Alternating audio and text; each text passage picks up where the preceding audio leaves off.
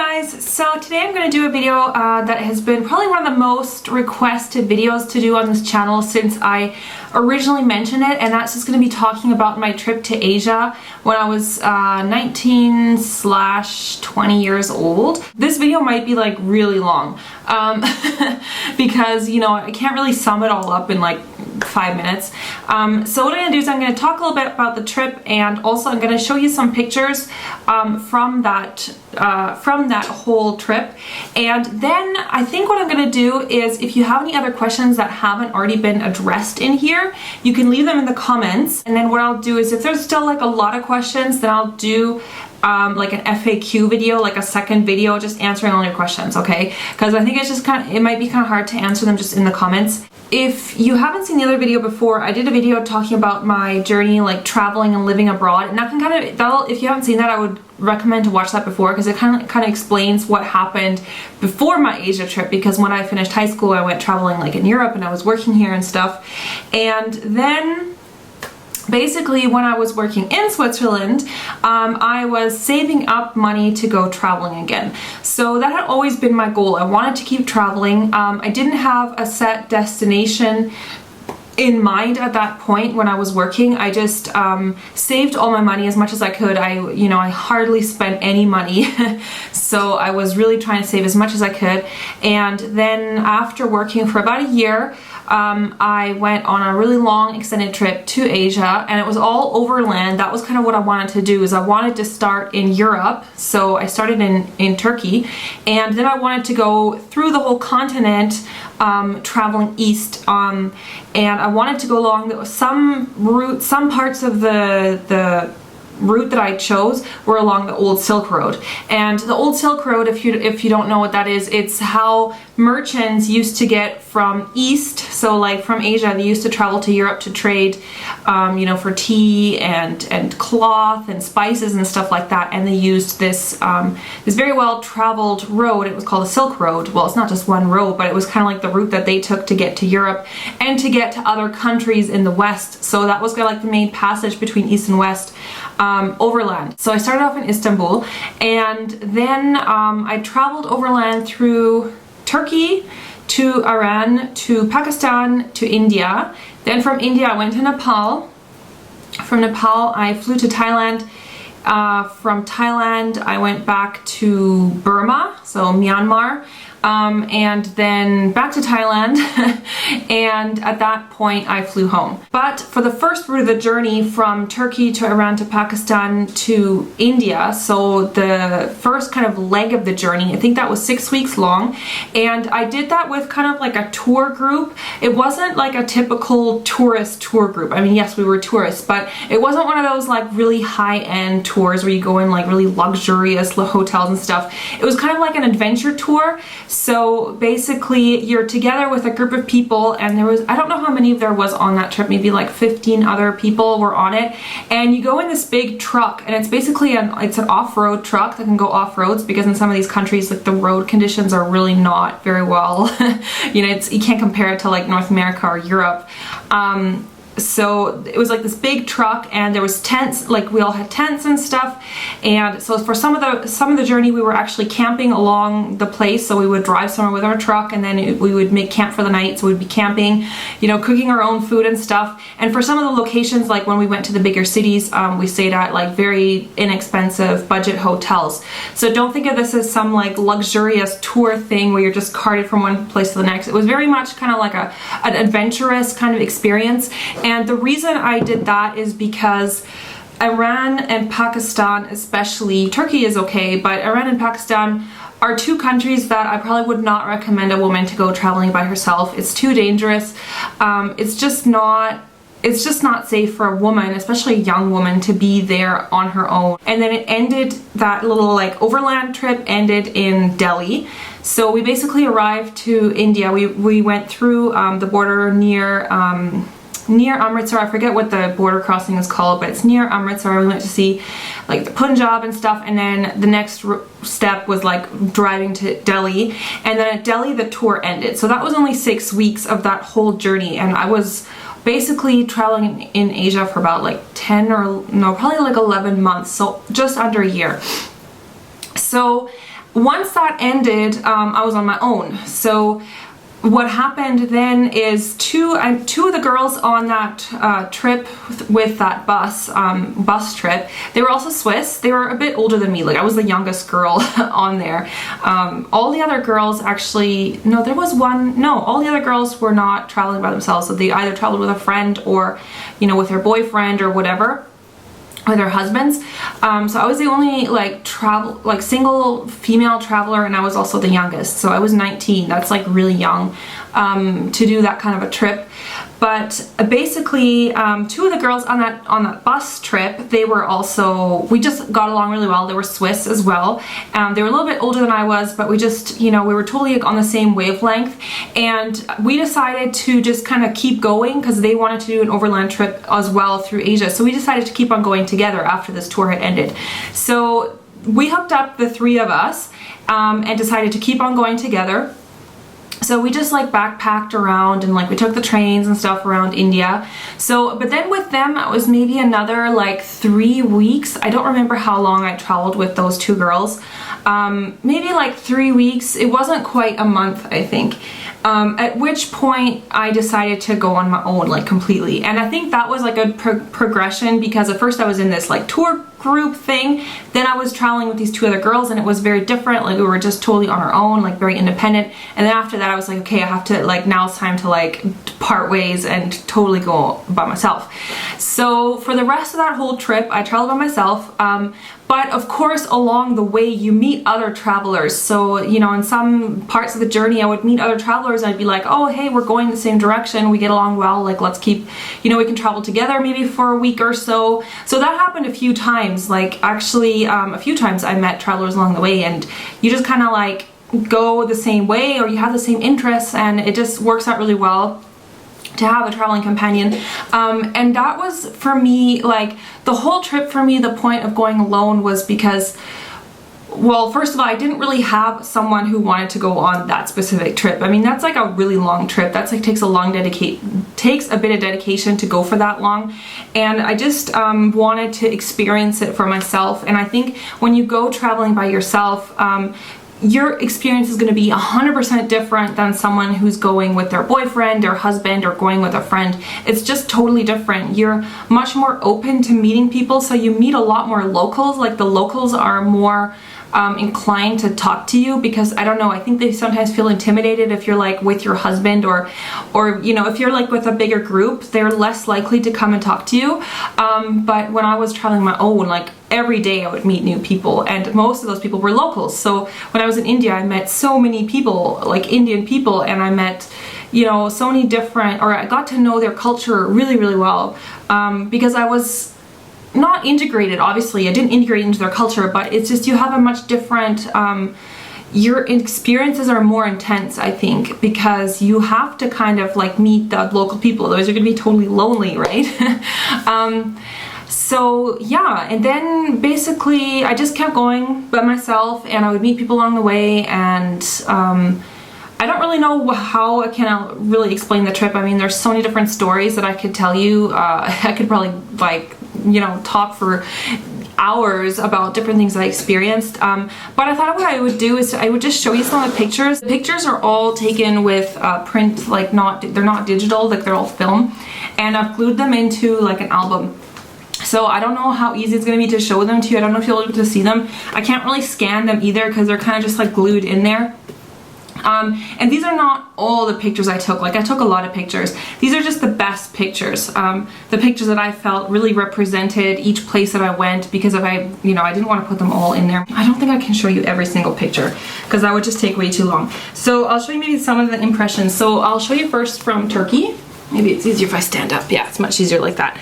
So this is in Turkey.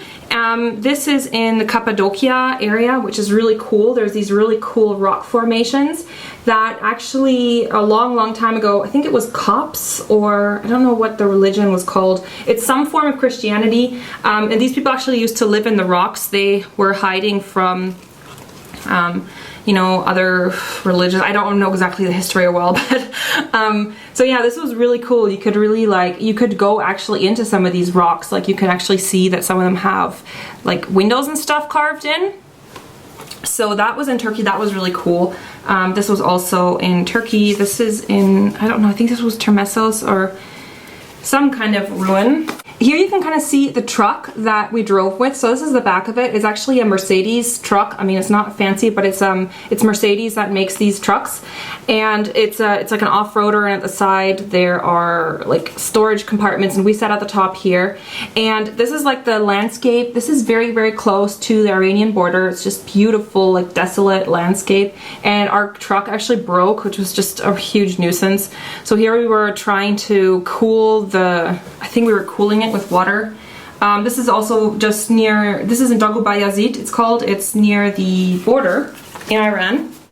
And this is the Jama Masjid in Isfahan, which these pictures have actually faded. It's just, I feel bad, but this mosque is indescribably beautiful. It is all mosaic. I don't know if you can see it really close up, but these are all blue mosaic tiles. And there you can see some of the women, they're wearing the chador and going to prayer, I guess.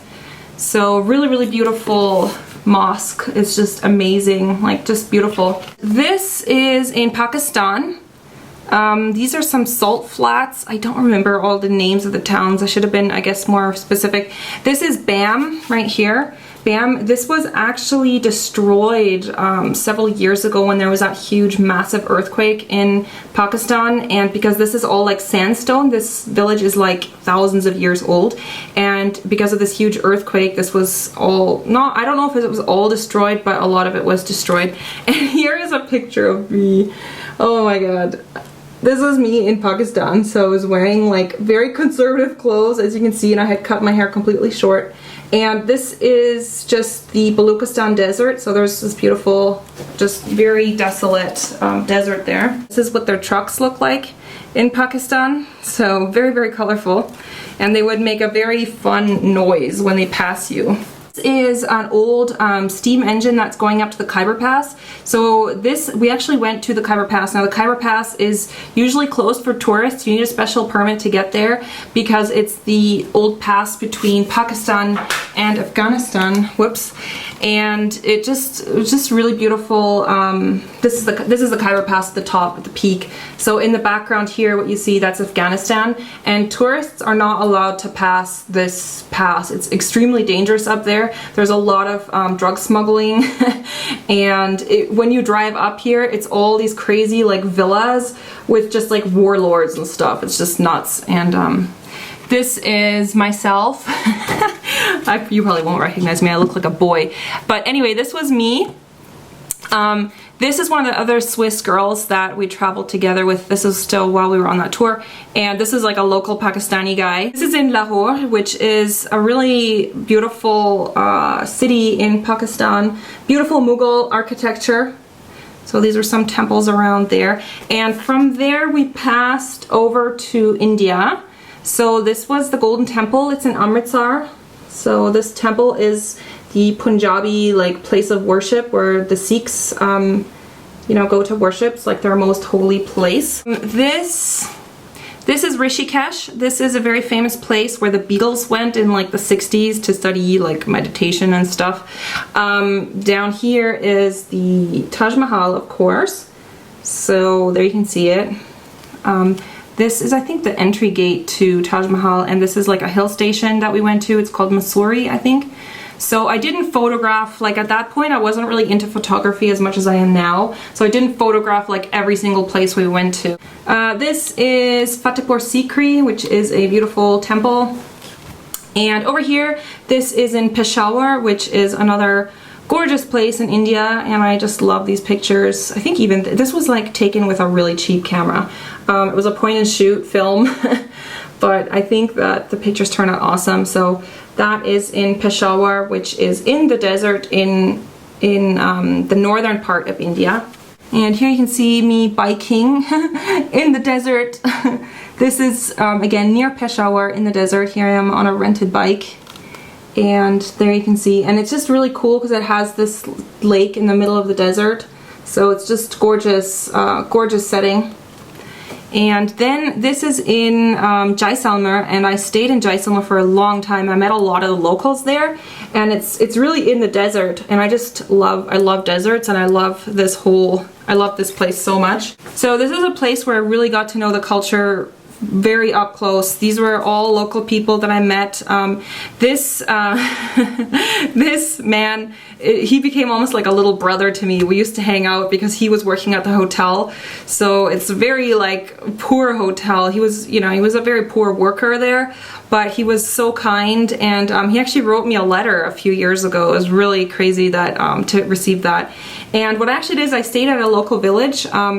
So I stayed at a local village, and I got to meet some of the people.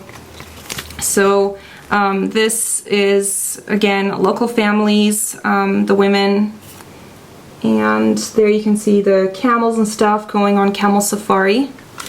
And then this is the village that I stayed at. So here you can see how the women dress. This is in Rajasthan, so it's northern India. It's a very conservative part of India. So the women have almost like tribal costumes. And yeah, these were all like taken within private homes of local people in these little tiny villages. And I actually stayed there, and it was an amazing experience. Here I am eating food. And this is how the women got the water every day. So they have to walk like really far every day to get water. And this is going down to like southern India. So this is in Hampi, where there are some beautiful temples. And there I am again. This is Hampi. And I think this is Hampi as well. I love that picture. This is a Tibetan village in India. So there's a lot of Tibetan refugees. And again, there was like almost no tourists there. I really liked going to the smaller places where there was very little tourism. So we met a lot of the locals again. We often got invited into people's houses. This is with a local Tibetan family. Then I went to a tea plantation. This is in Tamil Nadu, which is a southern state in India. These are all tea pickers. So very, very traditional method of making the tea. And here you can see what the scenery looked like, just absolutely beautiful.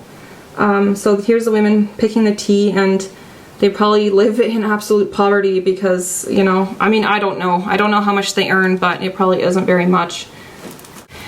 This is in Varanasi. So this is like the holiest river in India is the Ganges, and this place, Varanasi, is where a lot of people go to bathe in the water, and they also go to actually burn themselves or burn their family members when they die. So the Hindus, you know, they cremate after their death. So, and then they scatter the ashes in the Ganges, and that's supposed to be like really, really a holy thing to do. And this is just around Varanasi, just, you know, city portraits. And this is, you can see that child labor is very much a part of life there. So the kids, they work because they have to, you know, support their families and stuff. So this is the silk making around Varanasi. And here is just, you know, people selling their stuff, vegetables and things like that. And you just had to go in these little back streets, and there was like no tourists. So it was really cool. And this is now in Nepal. So I went to Kathmandu, and I was actually kind of stranded in Kathmandu. This right here on the bottom, what I'm showing you, this is probably one of my favorite pictures that I took because it shows the old and the young generation. So the older men are dressed in the traditional Nepali way, and then the teens on the other side, they just look like Americans, just the way that they dress. So this is, I love this picture. You know, it's one of those pictures that says 1,000 words. And this is just, you know, around Kathmandu. And what actually happened, this is my birthday, and this was totally unexpected. These are the two Swiss girls that I traveled with for a while. She's making a funny face, but we bumped into each other again in Kathmandu. It was totally not planned. Suddenly I was like walking around Kathmandu, and I heard my voice, I heard my name being called out, and they were sitting there. So because they had been going trekking and stuff, so we met up, and it was just around my birthday, and they got me this birthday cake as a surprise, and it was just amazing to see them again. And this is around Myanmar. This is one of my favorite countries that I went to. Just beautiful people. The people were so friendly, and just, yeah, just beautiful Buddhist country. This is the Golden Temple. I think it's called the Golden Temple, or no, Shwedagon Pagoda, I think, in Rangoon or Yangon. And this is in Bagan, which is one of the most beautiful places in the whole world. It's just a area where there's thousands of temples, and each of them is, you know, thousands of years old, and one is more beautiful than the next. So there you can see, this is a detail from one of the temples, and the whole area, it's like a huge vast of land, and it's just temple after temple after temple. And I rented like a pony cart, like a driver in a pony cart, and he took me around for the whole day. I think it cost like $5 or something. This was in Mandalay, just a market there, fresh fruit, lots of tropical fruit for dirt cheap. This is again local Burmese girls that I met. This is all around Burma, and this is local travelers, and this is I remember this being one of the best meals that I've had in Asia. It was the food was so good. And you order like one thing, and your plate, or I mean the whole table is like filled with plates and plates of food. So yeah, I just remember that. And here I met a lot of local people again in Burma, and these are local handicrafts. So this woman is actually rolling the traditional cigars. So here you can see her making that, and this lady is making the traditional sarong that they wear.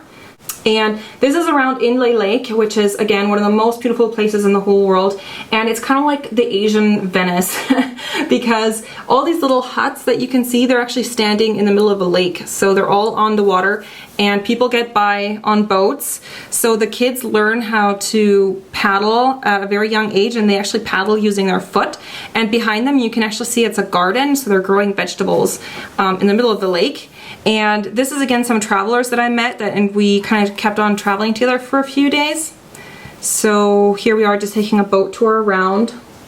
So there you can see what it looks like, just beautiful, beautiful place. And this is just around in the lake, so here you can see the women like selling their market, and these women were so cute because they had these like huge banana leaves, I think they were on their head because it was raining, and then I wanted to take a picture of them, but they noticed, so they took the hats off, and I thought the hats were the best part, so I told them to please put their hats back on because it looked so good, and then they did, and they were just laughing, and it was a beautiful moment. So, and this is just the market.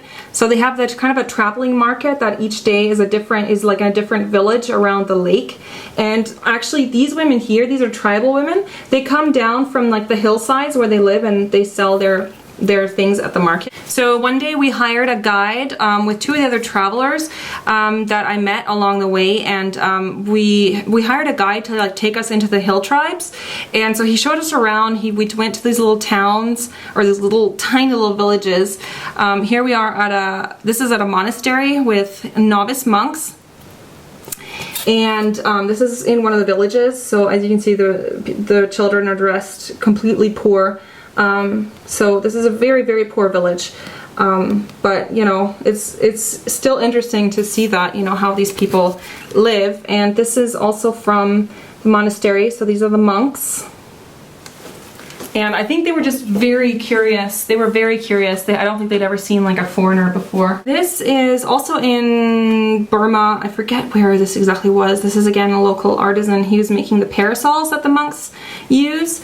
So this was like in a workshop, and then this was some Buddhas in some massive cave somewhere. I wanted to show you a couple other pictures. These are pictures that actually someone took of me when I was in Thailand.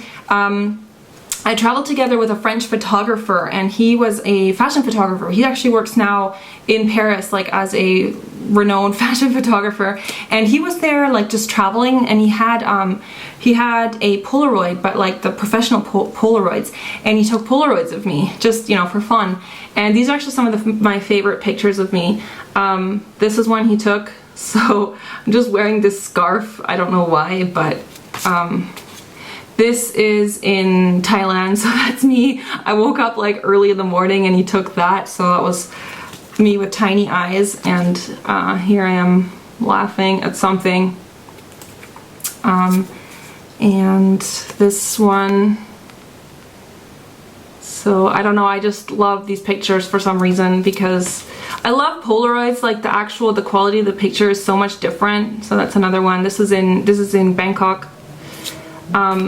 I love those pictures, and I think it just reminds me of such a good time. Like, I just remember being so happy on that trip and just really kind of like discovering myself and growing as a person. So I think that's just why I love those pictures so much. And that's actually all the pictures I have in this book. I took a lot more pictures in Thailand, but for some reason I think I ran out of space or something. I didn't glue them in here, and it's just really annoying because they're now in Vancouver, so I can't show them to you, but I think next time I go to Vancouver, I'm gonna bring all those pictures back here to Switzerland because I just want to have them. Something that probably I get asked a lot is, was it dangerous to go there by myself? Was I ever, you know, in any danger? Did something ever happen to me? And yes, like sometimes things did happen, like not so nice things.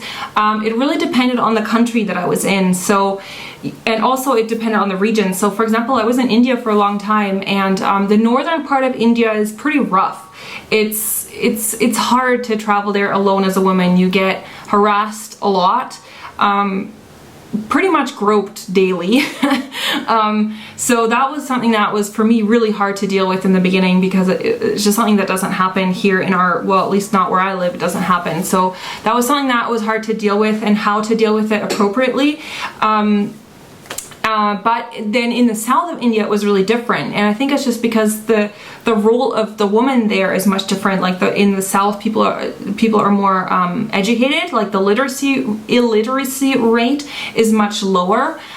So women have better education, so they have a higher standing in society, and I think that's why it was a little bit easier. But you know, sometimes things happen that were really, really unpleasant. I never felt like my life was in danger, but I didn't do anything really stupid. I know a lot of people go to Thailand and get totally wasted on drugs and stuff like that, and that's something that as a single woman traveling alone, that's something that I would never do, because you're putting yourself in such a huge risk, because you're not at home. Like if something happens to you, you can't just call up your friend and be like, hey, I'm wasted, come and pick me up or something, you know? So you have to be really, really careful when you're traveling by yourself as a woman.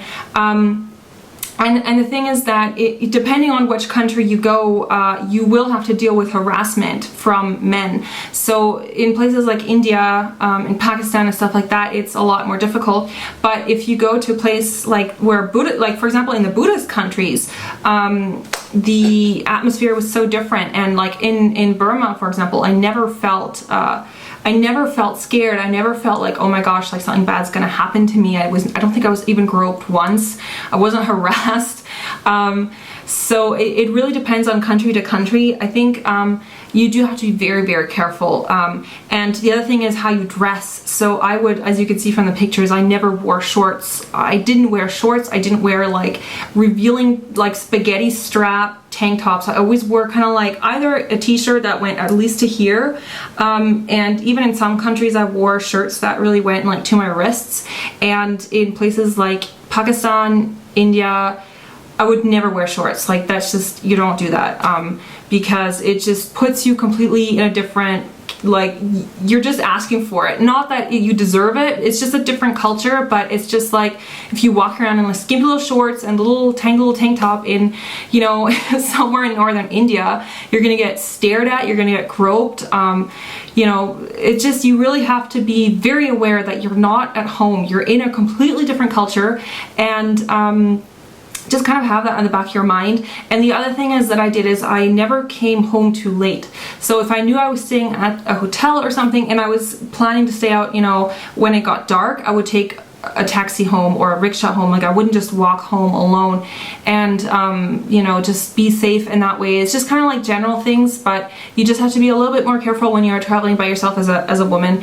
What I really recommend is, before I went on this trip, I read this book by Lonely Planet, and it was called First Time Asia.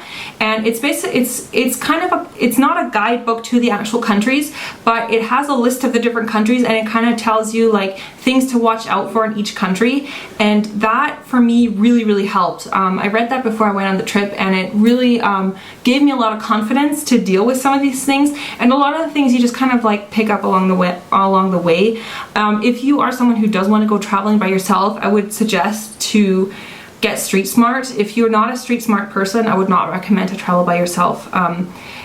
You know, I think that's something you have to kind of consider are you ready for it personally? Because some people just aren't. Like for some people it might just be better to go with someone else, go with your boyfriend or your husband, or go with a friend or something, because not everyone's cut out for it. And like when I was traveling in like the northern part of India, for example, or like Pakistan, Iran, you didn't see any women traveling by themselves basically. In northern India you saw very, very few. In southern India you saw a lot more. In Nepal it was fine. In like all the Buddhist countries like Southeast Asia, it's fine. But you just be more careful. I did have like a pepper spray thing, like one of those like personal pepper spray devices with me. I never had to use it, thank God.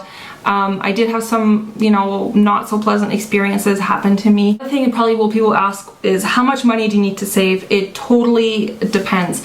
In India, I was on some days living off $5 US a day. So that includes transportation, hotel, food, and anything I wanted to do. So if you're surviving on a budget like that, it's like you're staying in the absolute dives. And I stayed in a lot of dives. But at the same time, you can spend maybe $20 a day and you can stay in a really nice hotel and have like really nice food. So it really depends on your budget. So it also depends on the countries you visit. So a place like Thailand is a lot more expensive than maybe a place like Indonesia or Myanmar. Myanmar was very cheap because it's an incredibly poor country, so everything there is very inexpensive. India is very inexpensive, but then if you visit like a big place like Bombay or you know, like Delhi or something, then the price is like quadruple or something.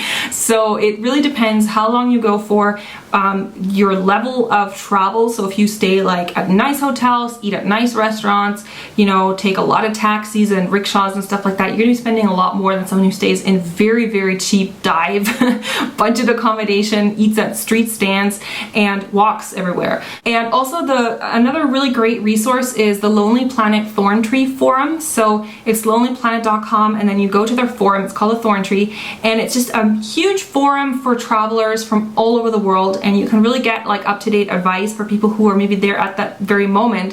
You can get recommendations on travel routes, and you can just interact with other travelers and stuff and exchange your ideas. So overall, the trip was a journey of a lifetime. I wish I had, well, I guess I could still go. I mean, I would love to go traveling again, maybe not for as long. It's hard now to go because I'd have to give up everything, my job, my apartment, everything. Those are sacrifices I might not want to make anymore, but maybe I'll go again for maybe like 6 weeks or something. I would definitely go back to Asia. I love it, and there's still so many places that I haven't seen and that I would love to go check out. I didn't really have a set itinerary. I wasn't like, okay, I'm gonna plan every day what to do, and that's exactly what I didn't want to do when I was traveling on my own. I had a guidebook and I just kind of decided every day what I wanted to do, and that was the amazing part because I felt completely free to make my own choices, and I wasn't like, oh, now I have to do this and I have to like take the train to the next place and stuff. It was very like, you know, I met someone along the way and they were going to a really cool place that sounded neat, and I was like, hey, you know, I'll come along. And so I was really free to make my own choices, you know. That's of course the advantage. If you go by yourself, you don't have to compromise with anyone. You can do whatever you want. And yeah, I mean, there are times when you travel by yourself that you probably feel lonely, and you know, like especially when you get sick, you know, food poisoning, something that happens very frequently. You get diarrhea and you're puking and you feel awful, and that's, I think, the worst part, because then you're alone and you don't really have anyone to take care of you. Of course, you need to have like travel insurance so that if something really grave happens to you, that you can, you know, get airlifted back home, because you don't want to be spending it in some, you know, strange hospital in some country where you're not sure that you're going to get the best medical attention. So travel insurance, absolutely important. Do not go without travel insurance. That would be the stupidest thing you could do. Yeah, so I don't know. I don't know how to finish this video without going into like so many tangents. There's probably tons of questions that you still have. So if you do have any questions that I haven't talked about at all, then put them in the comments. And if I get a lot of questions, and I will probably do a second video just answering your questions. So yeah, I hope that was enjoyable, and I hope you guys got some, you know, insight into my other big passion, which is traveling. And you know, traveling takes sacrifice. I paid for all my traveling, all the traveling I've done, I paid for myself. So that takes sacrifice. You have to say no to having other things because you want to spend the money on that. But I think you get so much back from it. You get more back from traveling than I think you do from having a luxurious car or designer purses and stuff. To me, that doesn't mean anything. So the experience that I've gotten through that are, you know, priceless. I won't be able to ever put a price on those, you know what I mean? So thanks for watching if you're still here, and I will see you very soon. Bye.